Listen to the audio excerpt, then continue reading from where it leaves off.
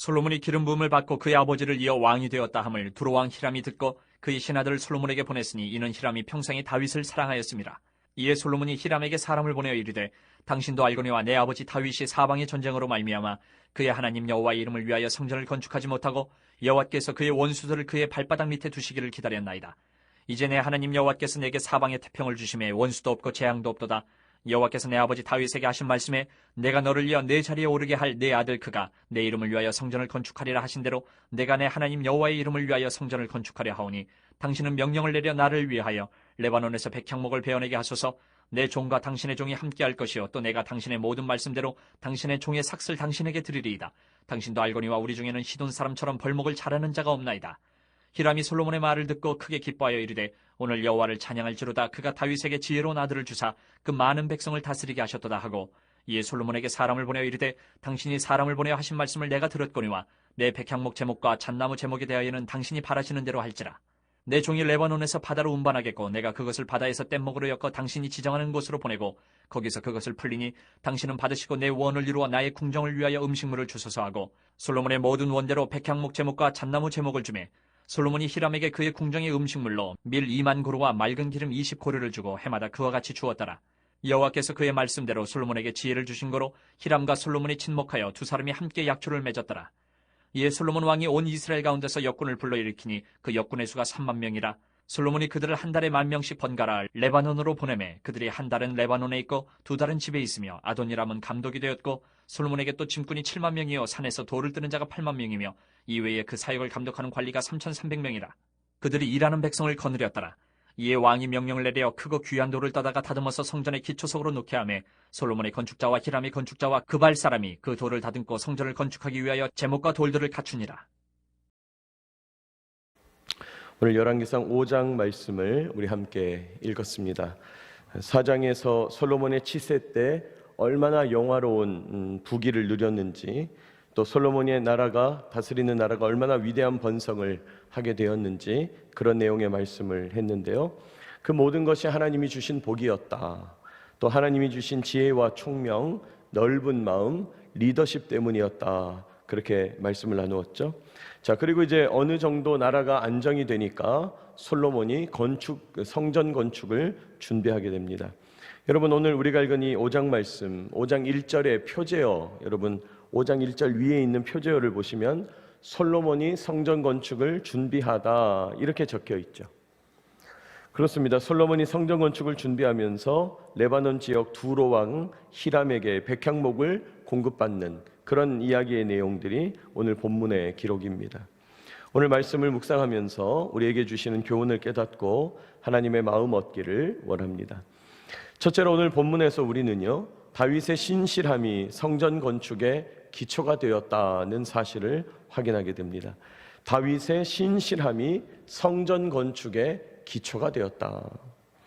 여러분, 오늘 본문 1절 보시면요, 솔로몬이 기름 부음을 받고 그의 아버지의 뒤를 이어 왕이 되었다 함을 두로 왕 히람이 듣고 그의 신하들을 솔로몬에게 보냈으니 이는 히람이 평생의 다윗을 사랑하였습니다.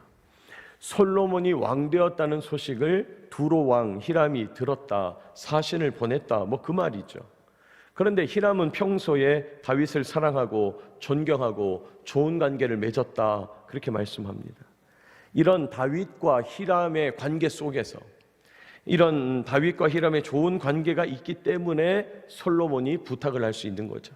그래서 여러분 2절 이하의 말씀을 쭉 보시면 솔로몬이 그런 다윗과 히람의 관계, 평소 다윗이 신실하게 사명을 감당하게 되고 또 히람과 좋은 관계를 맺었기 때문에 그런 관계 위에서 솔로몬이 부탁을 하는 것입니다. 그래서 여러분 2절 보시면 솔로몬이 히람에게 사람을 보내서 3절 하나님이 다윗에게 성전 건축을 허락하지 않았는데 그 얘기죠. 4절 눈으로만 보시면 이제 나 솔로몬 때에 태평을 주셔서 이제 성전 지을 수 있는 여건이 마련됐다, 그 얘기를 하는 거죠. 5절 하나님이 약속대로 다윗의 뒤를 이어서 왕이 되는 자가 성전 건축을 할 거다, 그런 약속을 하셨는데 그 약속대로 이제 내가 성전을 건축하려고 한다. 6절 성전 건축을 위해서 레바논의 백향목, 그 유명한 건축자재인 레바논의 백향목이 필요합니다. 그 얘기를 하는 것이죠. 7절 솔로몬의 이런 전가를 듣고 히람이 하나님을 찬송한다. 하나님이 다윗에게 지혜로운 아들을 주셨구나. 그 얘기를 쭉 기록합니다. 그리고 8절 백향목과 잣나무 제목은 필요한 만큼 가져다가 쓰십시오. 그렇게 얘기하죠. 9절 레바논에서 예루살렘까지 거리가 멀지만은 그 나무들을 베어서 바다에 둥둥 띄워서 뗏목으로 엮어서 배달을 하겠다. 이 백향목 대가로 음식물, 농산물을 공급해 주시오. 히람이 제안하게 되고 거래가 성사돼서 10절 솔로몬의 모든 원대로 백향목 제목과 잣나무 제목을 주매 11절 솔로몬이 히람에게 음식물로 밀 2만 고루, 맑은 기름 20고루 해마다 그렇게 주었다. 여러분 엄청난 양의 농산물을 솔로몬이 지금 레바논에 공급하게 되는 거죠. 여러분 밀 2만 고르 계산해 보니까 요즘 무게로 2,600톤. 그러니까 밀가루 밀 2만 고르 2,600톤이면 엄청난 양 아닙니까? 또 맑은 기름 20고루, 기름만 3.6톤을 해마다 주었다 말씀합니다. 어쨌든 솔로몬과 히람의 약속, 조약, 국가 간의 약속이 성사되었다 그런 말이죠. 12절 우리 같이 한번 읽어볼까요? 12절 시작. 여호와께서 그의 말씀대로 솔로몬에게 지혜를 주신 고로 히람과 솔로몬이 친목하여 두 사람이 함께 약조를 맺었더라. 여러분 솔로몬과 히람이 이런 약조를 맺고 물물교환이 성사될 수 있었던 이유가 뭐냐 하는 거예요.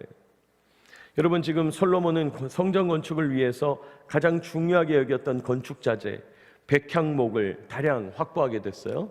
이런 백향목을 수입할 수 있는 경제력, 물물 교환할 수 있는 국가 경쟁력이 뒷받침돼서 성전 건축을 시작하는 것이죠. 근데 여러분 이런 국가 경쟁력이 하루아침에 이루어진 게 아니죠. 다윗 때부터 다윗에게 신실한 하나님, 그 하나님을 온 이스라엘의 왕으로 다윗이 인정하면서 자기는 그 하나님 앞에서 대리 통치자다 이런 겸손한 태도를 가지고 나라를 다스릴 때 하나님께서 복을 주기 시작하시고 다윗 때부터 강성한 나라가 되고 그리고 그 나라의 강성함이 솔로몬까지 연결되는 거죠. 성전을 건축할 수 있는 경제적인 능력, 경쟁력을 갖추게 됐다. 여러분 다윗의 신앙, 다윗의 신실함이 성전 건축의 기초가 됐다는 거예요. 여러분 우리 삶도 마찬가지입니다. 우리의 신앙이 우리 인생의 성공 기초가 될 것입니다. 우리의 신앙이 우리 인생의 성공 기초가 될 수 있다는 거예요. 여러분 사람들은 이렇게 생각해요. 아, 신앙은 신앙이고 돈은 돈이고 가정은 가정이고 직장은 직장, 친구는 친구 다 이렇게 영역별로 떼어서 생각한다는 거죠. 그런데 각 영역은 독립적이고 구분돼서 서로 상관이 없다 이렇게 생각하지만 그렇지 않다는 거예요. 여러분 우리의 삶은 다 연결돼 있다는 거죠. 여러분 신앙은요 우리가 이 땅에서 살아가는 모든 삶의 영역 위에 있는 개념이에요. 위에 존재하는 개념이에요. 신앙이 우리 모든 영역에 영향을 미치죠.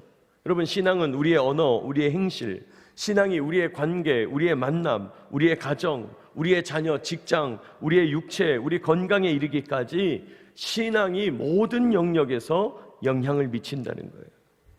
그러므로 신앙이 우리 삶 모든 것을 결정하는 기초가 되는 거예요. 기초가 되는 거예요. 다윗의 신앙이 나라의 운명을 결정하는 거고 다윗의 신앙이 솔로몬이 성전을 건축할 수 있는 국가 경쟁력을 맡는 그런 토대가 됐다는 거예요. 여러분 우리 삶의 모든 일은 영적인 일이다 그렇게 말씀드렸죠. 우리 삶의 모든 일은 영적인 일이다. 여러분 우리 삶의 모든 영역의 일들이 영적인 일, 신앙적인 일, 하나님과의 관계에 영향을 받는다는 거예요. 아니 하나님과의 관계에 달려있다는 거예요. 그러므로 우리 삶은 하나님과의 관계, 신앙적인 결단, 영적인 교제를 어떻게 하느냐에 달려있다고 해도 과언이 아니에요. 여러분 오늘 이 아침 오늘 하루의 내 삶의 모든 일들이 기도하는 이 시간에 달려있다 이렇게 고백하는 저와 여러분 되시기를 축복합니다. 우리가 아침 시간에 기도하고 말씀 읽고 또 하나님 앞에 집중하는 이 모든 일들, 영적인 일들, 신앙적인 일들 사실은 오늘 우리의 삶과 관련이 깊다는 것입니다.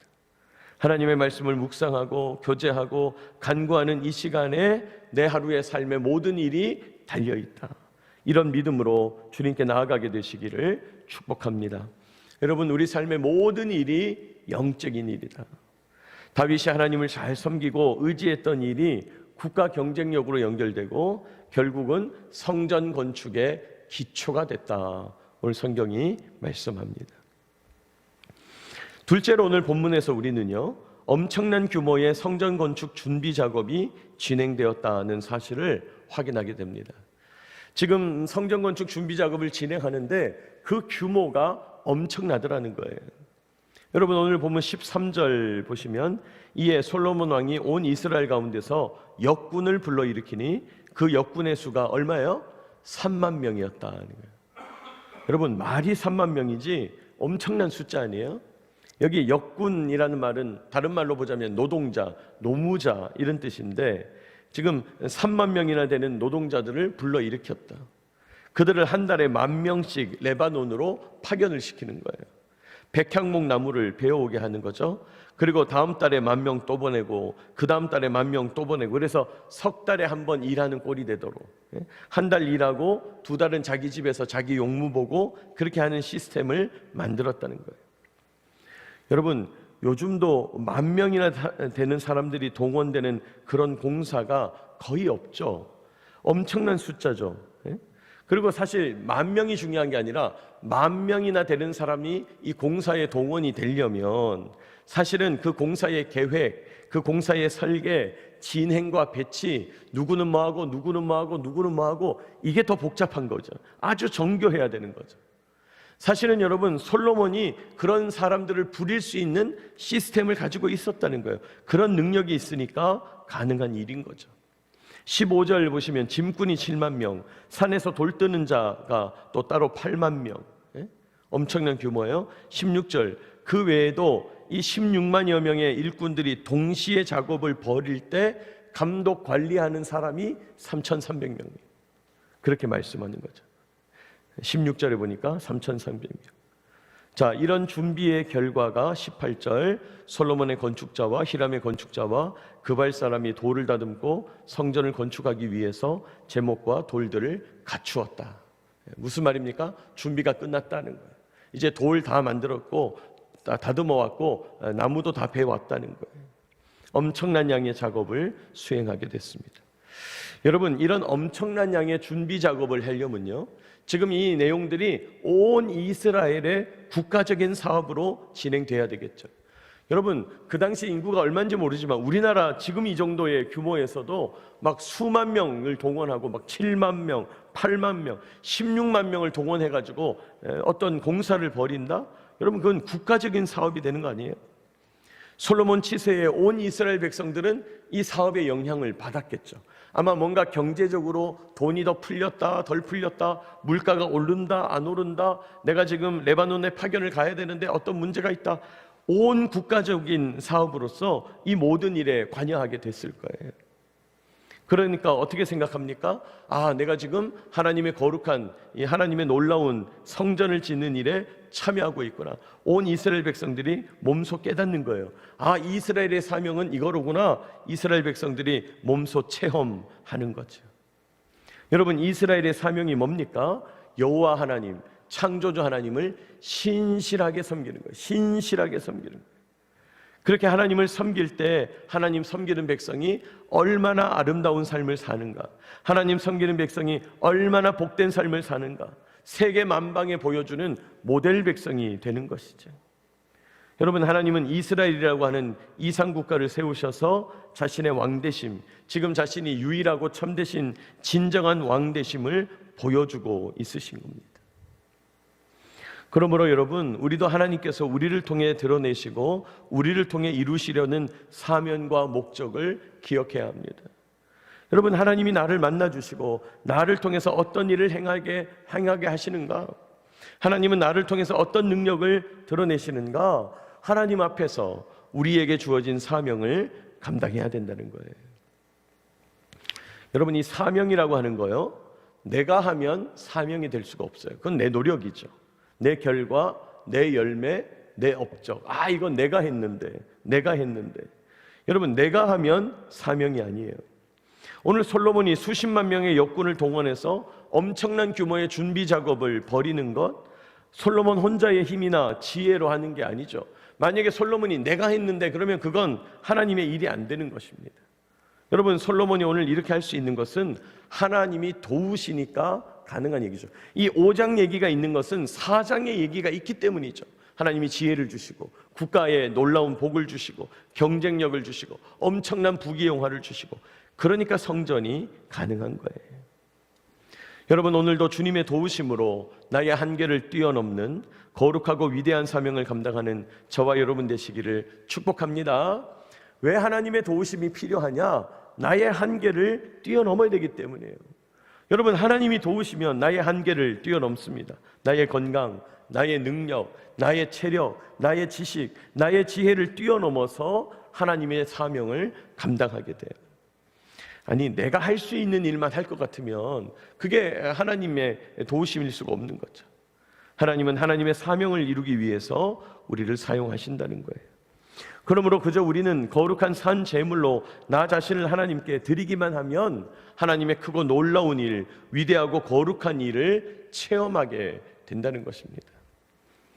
여러분, 솔로몬이 하나님께 자신을 드리고 온 이스라엘 백성들이 힘을 다해서 하나님을 섬기게 될 때 하나님께서 엄청난 일을 일으키고 수만 명이 동원되는 국가적인 사업으로 성전을 건축하게 하신다, 오늘 말씀하는 것입니다. 여러분, 오늘 말씀을 통해서 다윗의 신실함이 성전 건축의 기초가 되었다, 그런 말씀을 묵상했어요. 우리 삶의 모든 일이 영적인 일, 신앙적인 일, 하나님과의 관계가 모든 것을 결정한다 그랬습니다. 또 이스라엘 백성의 능력을 뛰어넘는 엄청난 규모의 국가적인 사업이 진행됩니다. 하나님의 도우심으로 가능하다 그랬어요. 여러분, 오늘도 하나님께 우리가 나 자신을 드리고 힘을 다해서 최선을 다해서 하나님을 의지하게 될 때 하나님께서 크고 놀라운 일을 일으키실 줄 믿으시기 바랍니다. 여러분, 이 말씀을 붙잡고 오늘 우리가 기도하면서 나아가야 되겠습니다. 오늘 이 주시는 말씀을 의지하면서 나아가게 되시기를 축복합니다.